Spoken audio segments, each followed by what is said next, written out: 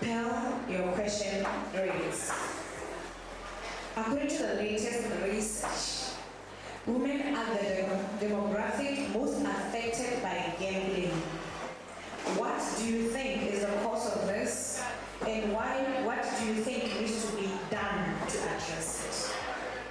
Thank you.